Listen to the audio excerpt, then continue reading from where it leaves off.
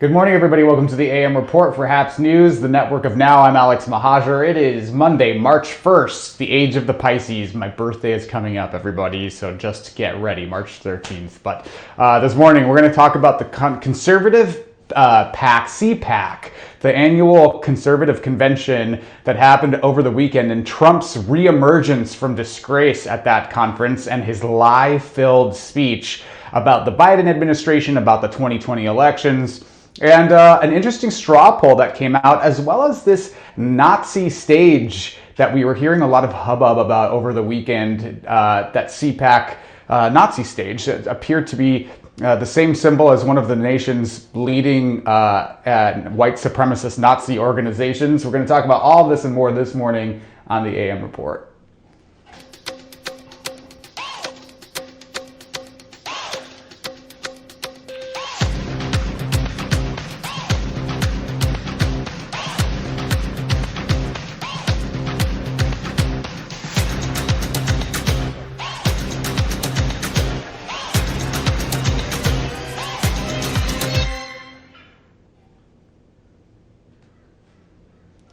Good morning, everybody. Welcome to the AM Report. Again, I'm Alex Mahajer. I want to say good morning to Chris Wigan from Denver. Good morning, Chris. Let's see. Good morning to Helen from Edinburgh.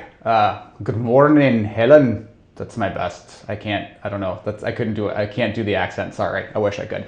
And good morning to my daughter, Jose Cerrato. Good to see you all this morning. I love seeing you chime in from around the country and across the globe, really. So if you're watching on the HAPS app, website, or platform, click the award button. Let me know you're enjoying the broadcast. Or if you're on Facebook, Reddit, YouTube, Periscope, Twitter, leave a comment, and we'll bat around with each other live on air. Let me know where you're watching from and how your weekend went, and let's bat around. I love the music on this little video montage intro.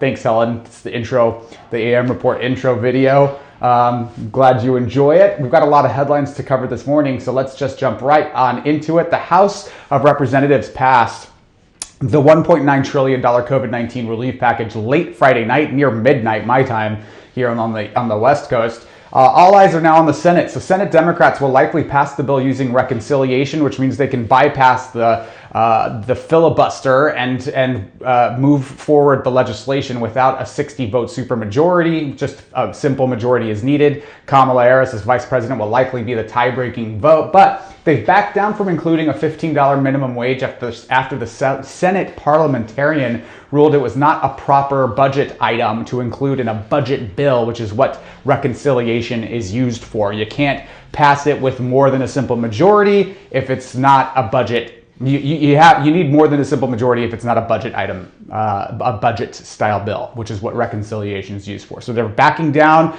but we're hearing some murmurings that the minimum wage increase might not be dead, that there might be separate legislation coming forward that might have Republican support. Republicans are not in favor of raising the minimum wage to $15 an hour. We're hearing maybe $10 from Mitt Romney. I'll note that the last time we had a minimum wage increase in this country was over 12 years ago. And right now, a minimum wage, full-time minimum wage job is about $15,000 a year. It's below the poverty line. You can't pay even rent with it. And that inflation and the cost of living has so far outpaced the minimum wage, which has not received an increase in 12 years, that it's unlivable. And so Republican opposition to raising the minimum wage is outrageous, especially considering the tax breaks that they give the wealthy and the tax breaks that they give to organizations, but do not look out for workers whatsoever, because they say it will harm these corporations and the organizations that are the companies that are paying these wages. Meanwhile, the CEOs of these companies are making record profits during the pandemic. Totally outrageous and should make everyone angry. We need a minimum wage increase in the United States. That's just facts, not partisanship. And so keep your eyes on this space about whether we are able to get a separate standalone minimum wage increase. Either way, the FDA and the CDC have signed off on the third COVID-19 vaccine to be released in the United States. The Johnson & Johnson COVID-19 vaccine will begin shipping on Tuesday. So Johnson & Johnson's shot is a one shot only. It doesn't need to be stored in sub-zero temperatures the way that the Pfizer and Moderna vaccines require. And it will be authorized for 18 years and older, people 18 years and older. And it was authorized over the weekend by the FDA and the CDC signed off. So it does, we're looking at an 85% effectiveness rate at preventing severe disease, which is better than expected. Earlier studies suggested it was in the 65%,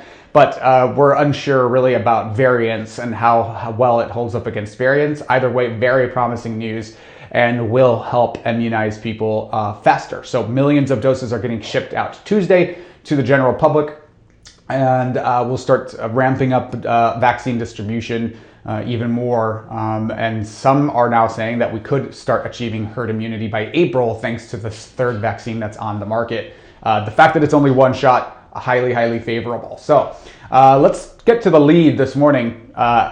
Trump, disgraced former president Donald Trump, who has been shunned from all social media outlets and has not had a platform since he was left the White House in disgrace, has reemerged and was given a platform on none other than the CPAC stage, the Conservative Political Action Conference. And it fitting that the stage was a Nazi symbol.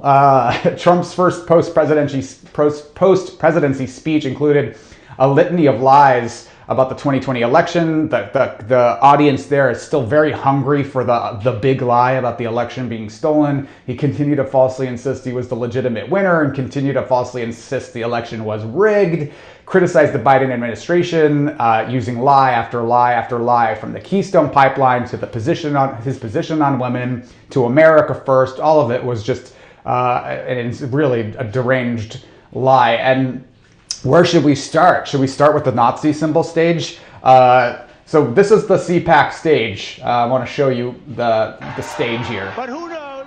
Oh no, this is Trump speaking. Sorry. No, let's see. CPAC stage. Here's the CPAC stage, okay? This was the stage of the event all weekend. And here is the Odal rune, which is a Nazi symbol right there. And I'll note, is the current symbol of the largest neo-Nazi group in the United States of America. So this isn't like just an accident or a coincidence. This is a very well-known Nazi symbol, especially in the United States. This is the largest Nazi group in the United States, the National Socialist Movement. The Southern Poverty Law Center says the organization specializes in theatrical and provocative protests and is one of the largest and most prominent neo-Nazi groups in the US. It's noted for its violent anti-Jewish rhetoric, its racist views, and its policy allowing members of other racist groups to join while remaining members of the other groups. So, founded in 1994, it's a neo-Nazi group. This is their symbol. And it was also the CPAC stage. There's the CPAC stage. Here's some imagery of actual usage of the Nazi symbol on Nazi garb during the war, the World War II. All in all, it's undeniable. So I just wanted to shed some light on that first and foremost. But so then there's Trump's lies, right? And let's hear a little bit from Trump himself. I don't want to give him too much airtime here because he is such a profound and prolific liar. But let's hear a little bit about what he was peddling at CPAC. Joe Biden has had the most disastrous first month of any president in modern history. That's true. Already the Biden administration has proven that they are anti-jobs, anti-family, anti-borders, anti-energy, anti-women, and anti-science. In just one short month, we have gone from America first to America last.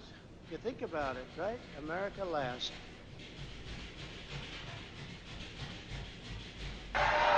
But who knows?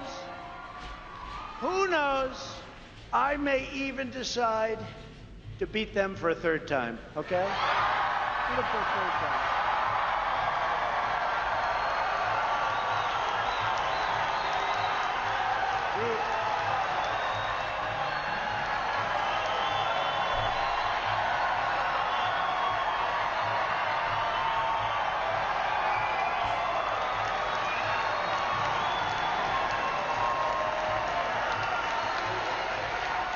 Joe Biden defunded the border wall.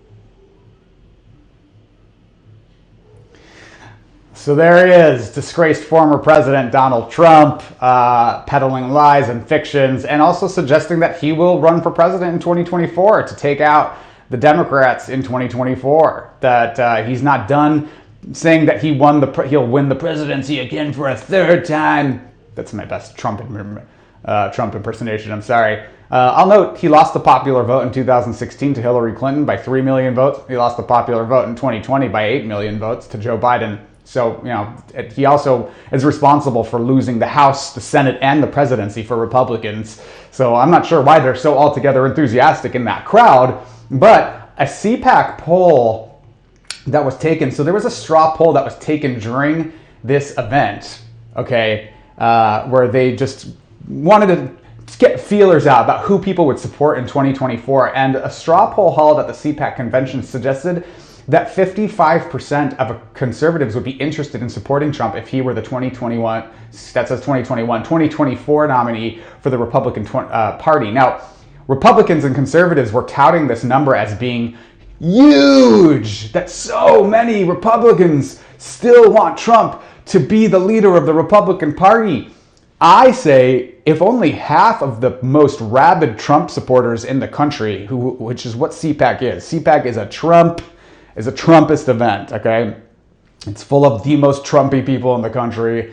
If only 55% of the people at CPAC are interested in Trump being the nominee in 2024, that doesn't bode super well for the former president, nationally amongst the Republican Party. That actually suggests that there is some distaste for the former president and not a lot of desire for him to be president again. That the Republicans are interested in moving on. Here's the actual CPAC poll itself. Other notable figures. I will note that he did earn more votes than anyone else on the list, but that Ron DeSantis, Kristi Noem, Nikki Haley, Mike Pompeo, Ted Cruz, Rand Paul, Tucker Carlson got 1% of the vote, my arch nemesis Tucker Carlson, but 55% isn't actually altogether super convincing that Trump has a broad swath of support amongst Republican voters, and yet Republican legislators totally not interested in speaking out against him. He's seeing this in the Republican Civil War. Just a few Liz Cheneys and Mitt Romneys of the Republican caucus are willing to speak out against Trump, and not a lot are going to speak out against him. Even Mitch McConnell the other day said that if Trump was the nominee in 2024, that he would absolutely support him, which is just wild because Mitch McConnell publicly really took Trump to task for his role in the January 6th insurrection.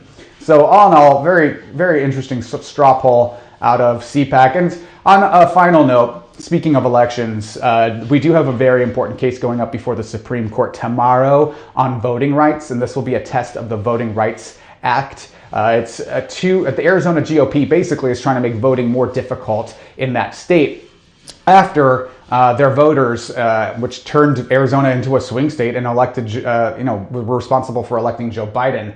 So the Arizona case before SCOTUS is going to possibly affect how nations resolve clashes over elections in a bunch of other states. So the two laws at issue are one that requires election officials to reject ballots cast in the wrong precincts. The other concerns voting by mail and provides that only the voter, a family member, or a caregiver can collect and deliver a completed ballot.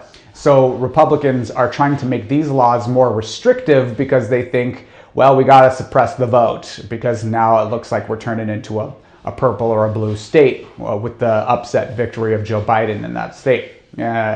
So all in all, the Republican playbook is be in the minority and rule through suppression and